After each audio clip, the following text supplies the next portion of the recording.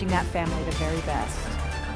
President Trump is facing international challenges this weekend. He's threatening to end U.S. aid to Colombia, and he remains under pressure to bring the war between Russia and Ukraine to an end. Willie James Inman has more.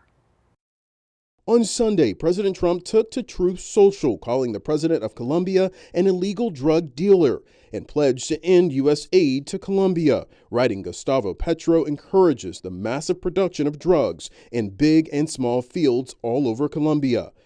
Earlier in the day, Petro criticized Trump for recent U.S. strikes on alleged drug trafficking boats in the Caribbean, including a Colombian vessel on Friday. The president and his administration have repeatedly defended at least 7 strikes on boats in the Caribbean in recent weeks, which include strikes on Venezuelan vessels. Democrats warned the strikes risk getting the U.S. into a full-fledged war. Senator Bernie Sanders said the president needs authority to go to war from Congress.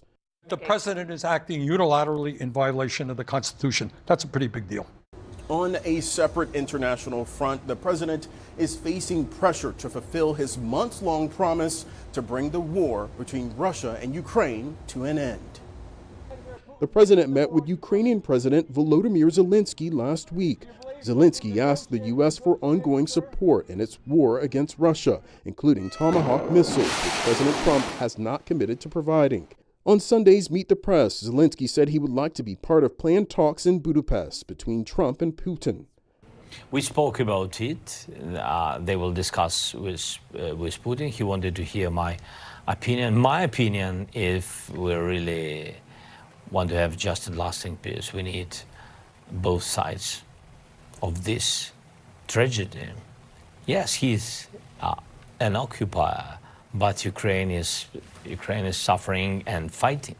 All of this comes as the federal government shutdown nears 3 weeks. Some Republican senators are now pushing for standalone measures to pay U.S. troops and federal workers during the shutdown.